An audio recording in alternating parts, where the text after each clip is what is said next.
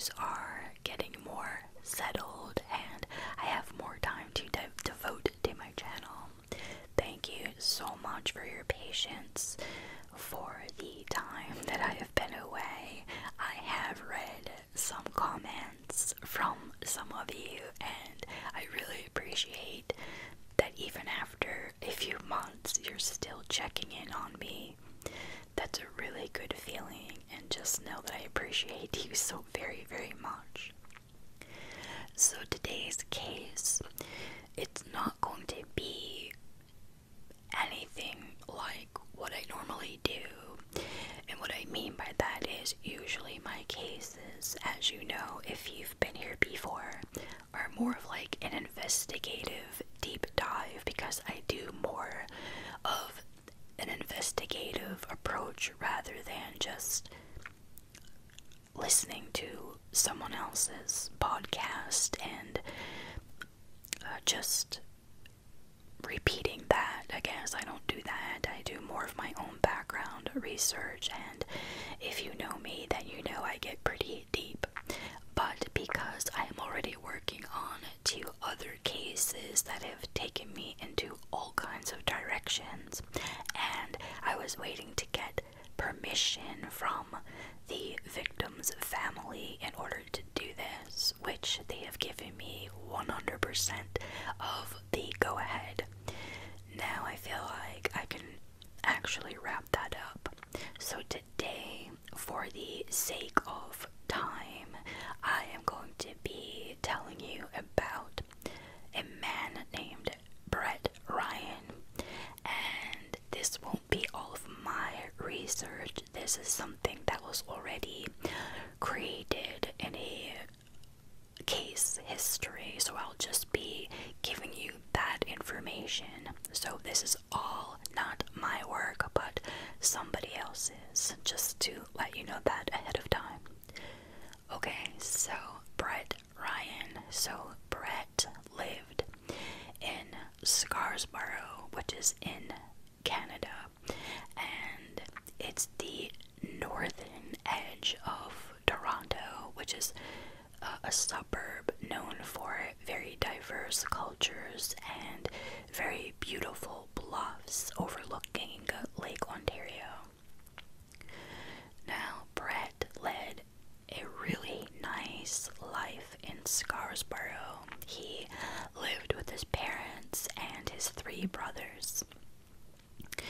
When he was in high school, he was very popular with the girls and popular in general, and he was into athletics and just the, all around, high school jock, I guess I would say. So after graduating high school in 1997, Brett ends up going to the University of Toronto, and he did very well there academically. However, by his 4th year of college, he had gone through 2 pretty devastating breakups that really, really hit him in a really bad way. And because of that, his studies suffered a great deal, and he ended up dropping out of college in 2003. So after taking 1 year off from school, he ends up re-enrolling in 2005. But again, he fails to graduate. The next summer, Brett takes a part-time job as a house painter. This while all of his friends are graduating college and accepting jobs in their prospective studies. But although Brett failed academically, he still planned to do something with his future, and he did his best to be a credit to society. Brett volunteered his time with a local charity called Sick Kids, and he also coached Little League. By the end of summer, his part-time painting job had become full-time.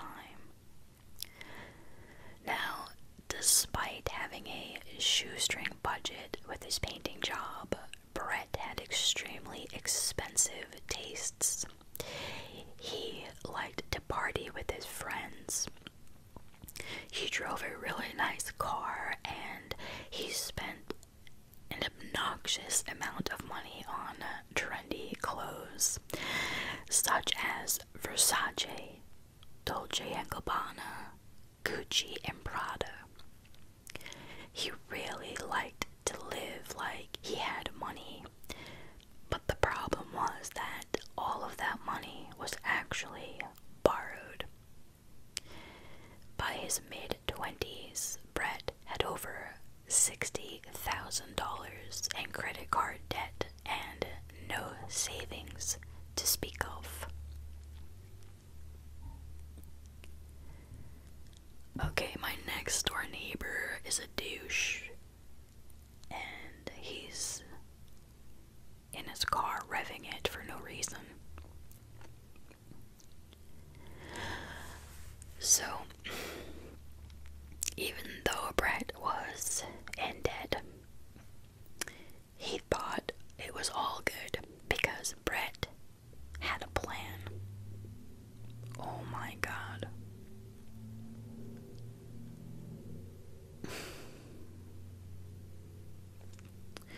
On the afternoon of October 20th of 2007, Brett, who was now 26 years old, walks into the Canadian International Bank of Commerce, which is not far from where he lives, and he walks in with a bundle of papers in his hands. He's got his arm in a sling, and he has his face all wrapped up in hospital bandages. Without saying a word, Brett hands the teller a note, and the note says, "Stay calm, have gun, withdraw $4,000, large bills, no games, 60 seconds, go." Though he only walked out the door with $1,115, it was really exhilarating for him, and Brett wanted more. So, a few weeks later, he robs another bank. And then on Christmas Eve, he robs another. And so it's at this point that Brett is hooked. So Brett knows that the police are looking for a man with an arm sling and bandages on his face. So Brett decides that he's going to need a disguise, and so he gets a long beard, a very realistic looking long beard, and he gets some glasses, and he gets one of those bucket style kind of old man Gilligan hats, and he starts walking with a limp. So again, he simply hands the teller a note telling them that he needs a few $1,000, and he ends up walking out of the bank with the cash in his hand. And so the media, they start calling him the Bearded Bandit. From October 2007 to June of 2008, Brett made off with approximately $54,000, even robbing his own branch. Police were able to get a fingerprint off of one of the notes that he passed off to the teller, but because Brett had never been arrested, his fingerprints were not in any of the police databases.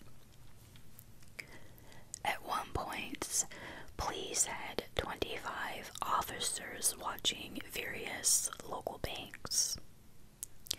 Eventually, police got a break, and they spot his truck, Brett's truck, leaving the scene of a robbery. So detectives follow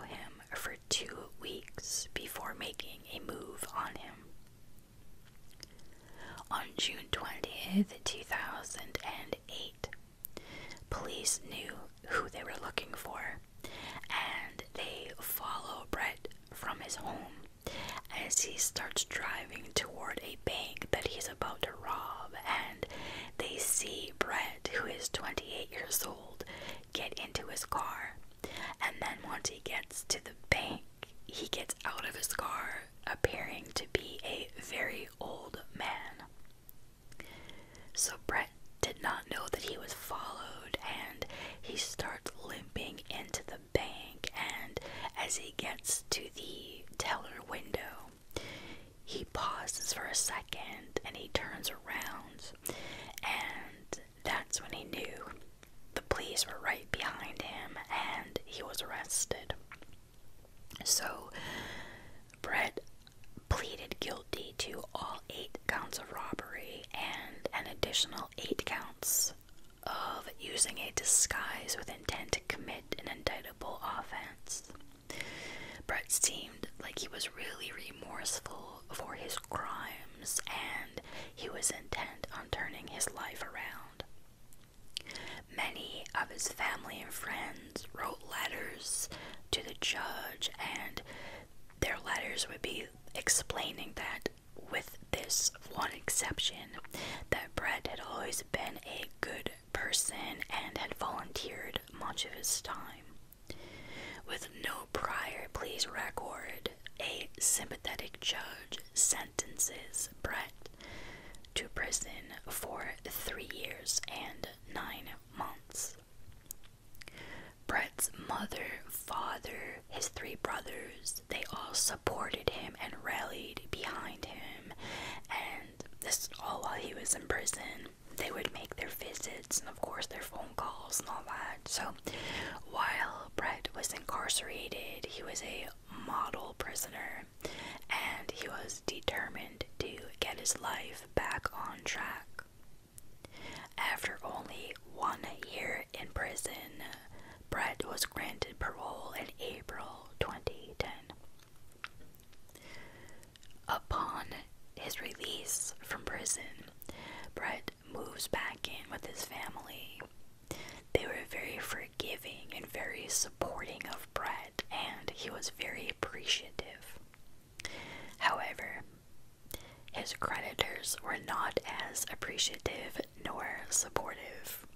The money that he had stolen had not gone to paying his considerable debt. Instead, Brett filed for bankruptcy. With Brett's felony conviction, he had a really hard time finding work because all it really took was a quick Google search for his name for any prospective employer to find out about his past. Even with his house painting business, clients did not want him inside their homes, and so eventually Brett gets a job as a server at a downtown restaurant. In the winter of 2010, Brett meets a woman named Kristen Baxter, and he meets her on a blind date that was set up by a mutual friend. Kristen's life was very different from Brett's, and it was everything that Brett wanted for his own life. Kristen had a really good job. She was a physiotherapist, and she owned a really nice condo that overlooked the waterfront. So she had her life together. She enjoyed traveling, and she was very avid in exercise. Kristen did know that Brett was the Bearded Bandit, but to her it didn't matter. They were in love, and by January 2013, Brett ends up moving in with her in the high-rise condo. For a brief time, life was pretty good for Brett and Kristen, and Brett ends up proposing to Kristen with a very small princess cut diamond ring, and she accepted. So Brett enrolls again at the University of Toronto, and he was actively looking for work in the technology field. So 1 year after he moves in with Kristen, Brett's father ends up dying. And although Brett had some trouble in his life, his mother, Susan, trusted him, and she ends up making Brett executor of his father's estate.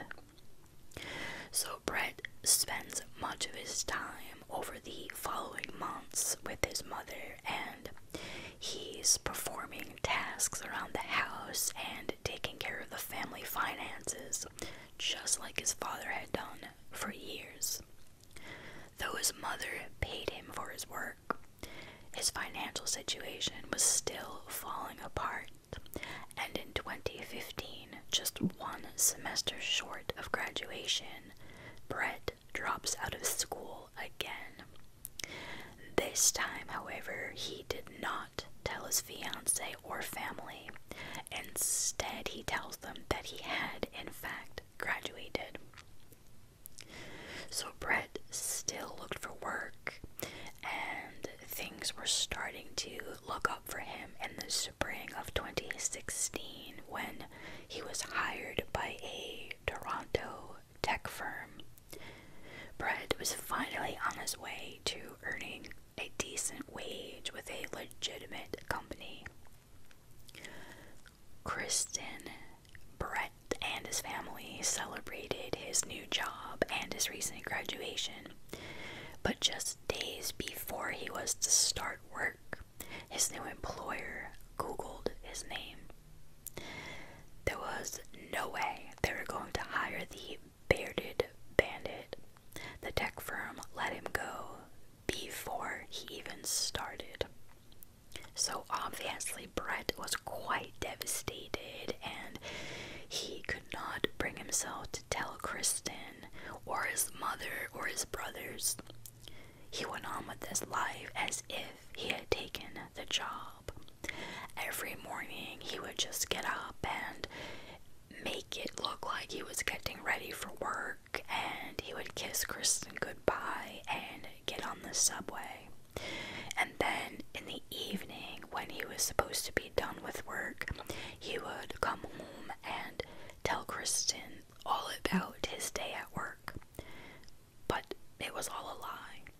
He had literally been riding the subway back and forth all day.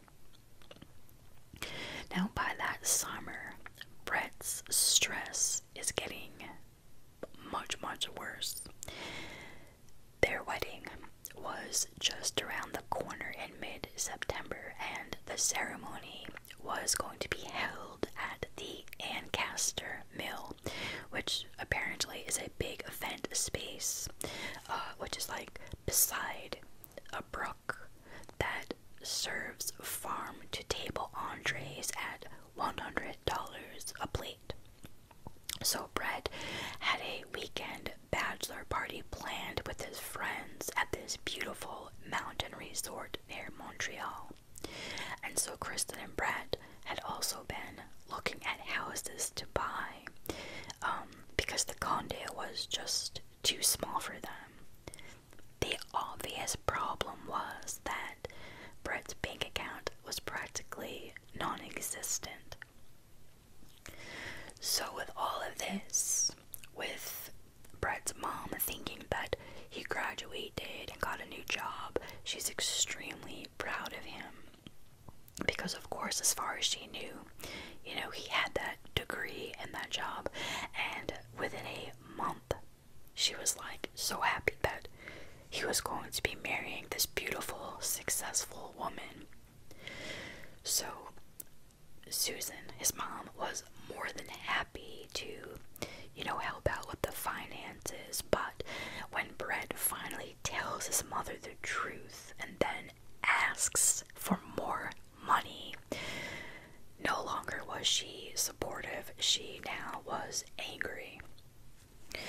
When she learns that he had stacked lie upon lie for the past year, she was livid. Not only had he told his family, but more importantly, he had not told his fiancée that he was planning to marry in less than a month about any of these lies. So Brett's solution was to have his mother throw more money at the problem and hope that it just would all work out without having to tell Kristen anything.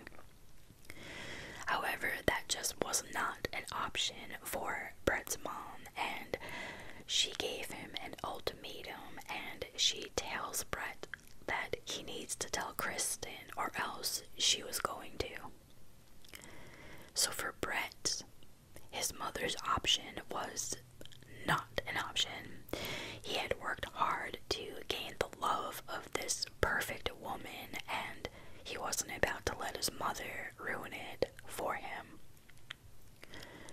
So, due to Brett's felony conviction, Brett was not allowed to buy a firearm. So instead, he ends up buying a second-hand crossbow. And crossbows, you don't need the paperwork that you do for a gun.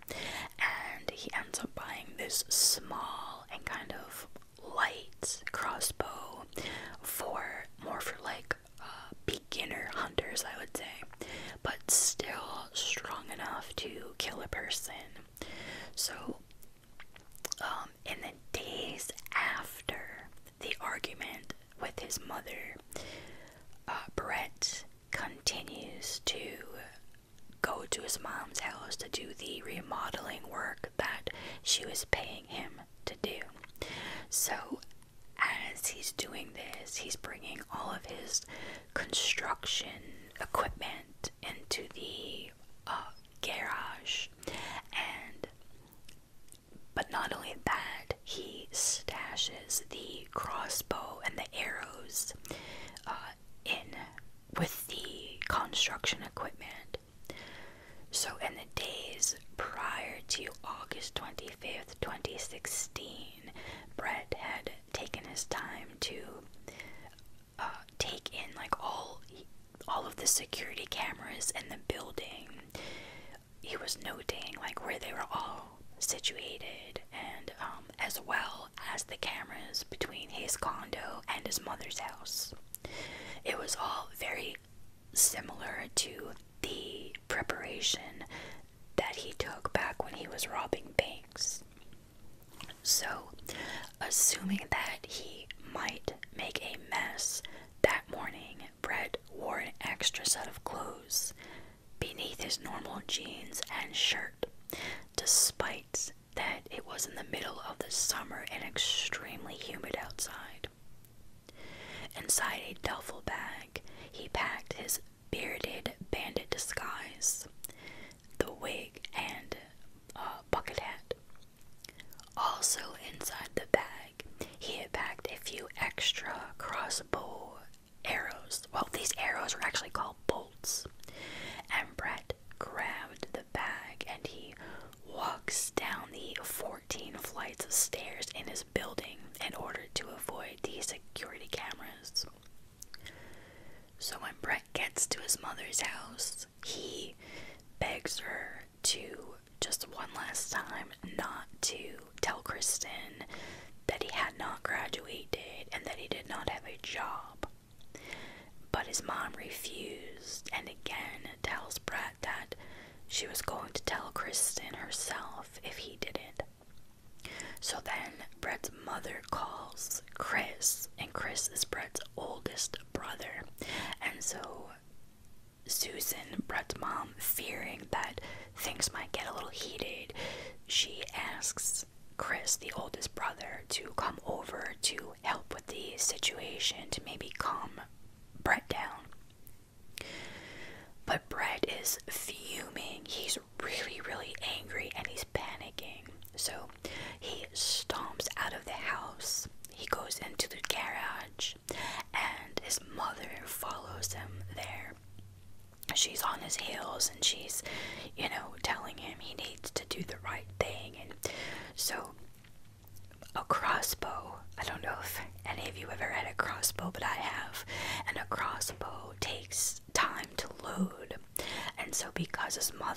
was right behind him. He didn't really have the time that he thought that he would in order to load the crossbow.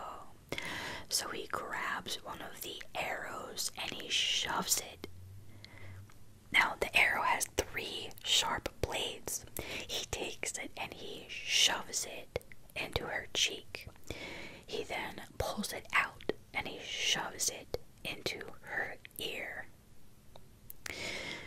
Susan is still alive, but she's bleeding all over the place and she's struggling for her life. Brett throws his mother to the ground, grabs a piece of yellow nylon rope, and strangles her to death. Knowing that his brother Chris is on his way, Brett cocked the crossbow and he inserted the arrow or bolt, and ready to fire, he waits quietly behind the side door of the garage. And when Chris comes inside, he didn't stand a chance, because without a sound, Brett placed the point of the crossbow bolt at the base of the back of his neck and pulls the trigger. The blades pierced the base of his skull and ended up resting in his mouth, killing him instantly.